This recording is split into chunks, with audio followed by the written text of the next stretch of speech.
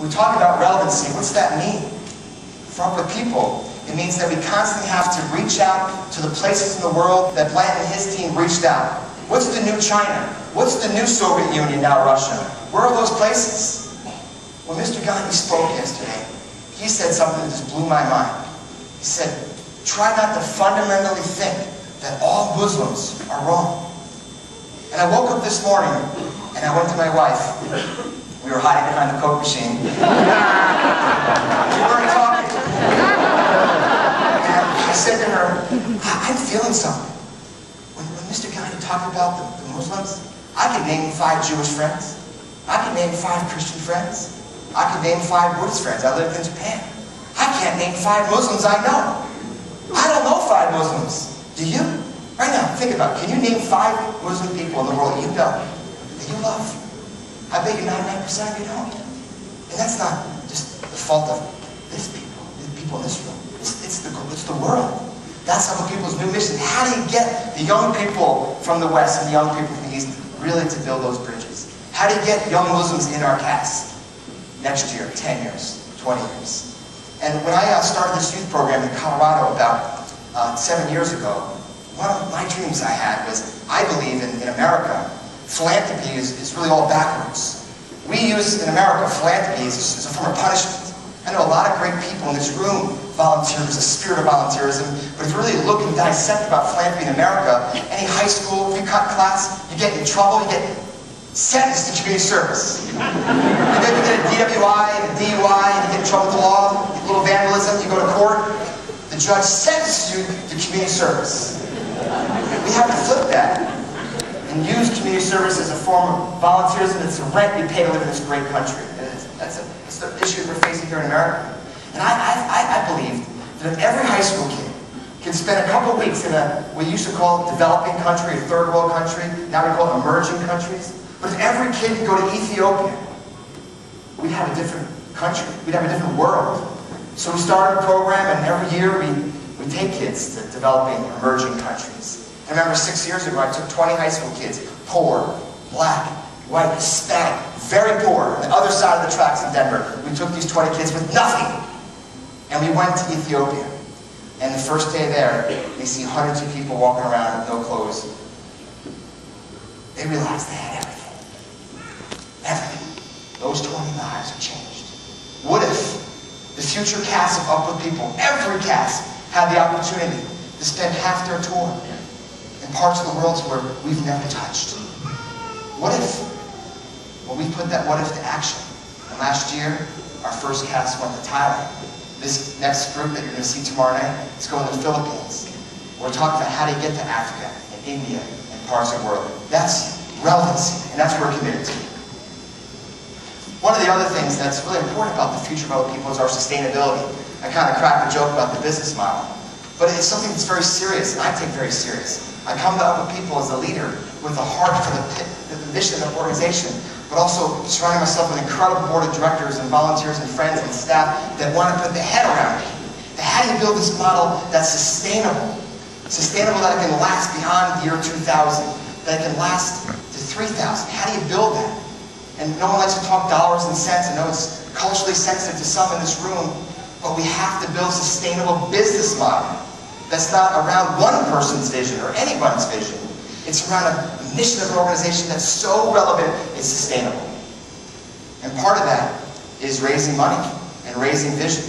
There's a couple people in this room. I see Jim Click is here, and Dr. Soma, Jerry Jarrett. There's amazing people that funded this organization for many years. But the reality is this, our pie chart, a third of our money came in from our program fees over 65 or 40 years.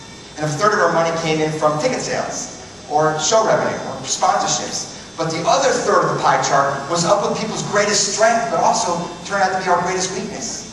If you got to know Blanton Bell, he doesn't raise money. He's not a fundraiser.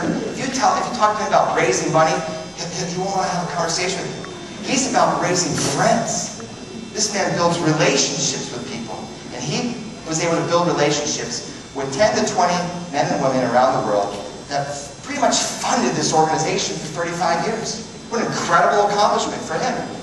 But as an organization, if you take that outside the context, Habitat for Humanity, Red Cross, Special Olympics. There's not 10 to 20 people in their organization that funds a third of their organization. That's not sustainable. I talked about 800,000 host families, 20,000 alumni, all the new friends we have. If everyone gave $10 to $15, that's greater than 10 people giving $10 million. We have to build a sustainable model, and we're committed to doing that. This past year, last year, this alumni group raised the most amount of money in the history of Up With People last year.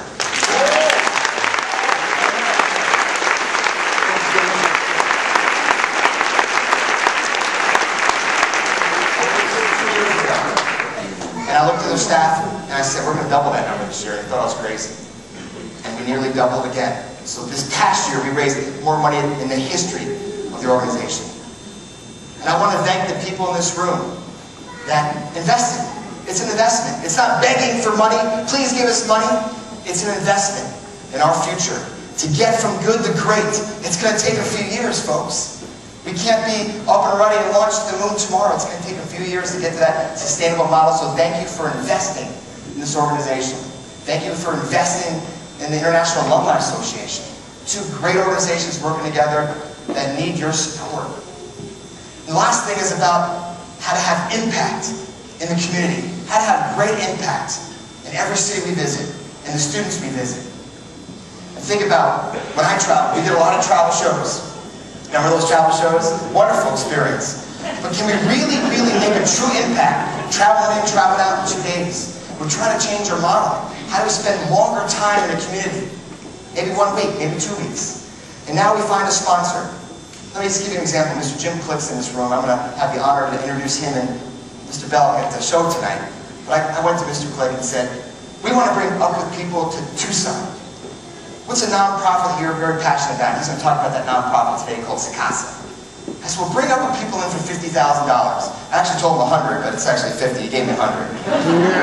Actually, we took Up With People here twice. This past spring and now. And he had 2 different nonprofits. One was the El Rio Foundation, this was Sakasa. And Up With People comes in for that whole week and works with that nonprofit. And at the end of the week, we do one show, a community celebration, bringing in all the people that we met that week, host families, the corporate sponsor, high school students, college students, and we interact with these high school and college students. It's not only our Up With People students doing this community service, but it's the local community. And we have this community celebration, and we sell tickets to the show, like we always have. But for 35 years, Up With People kept the ticket sales as part of our funding model. Now with our new corporate sponsorship model in North America, the sponsor underwrites the cost of Up With People coming to the community. The sponsor picks the charity that we work with. We spend not 1 day, 2 days, a whole week honoring that charity, working with that charity. I went to Alabama last semester and built homes at Habitat for Humanity all week. We didn't just clean up soup or clean up trash along the beach or serve soup for 35 minutes and sing 10 songs at the prison. We spent the week building 8 homes for people that are going to be living in these homes for 35 years. One's helpful, picking up trash. One's in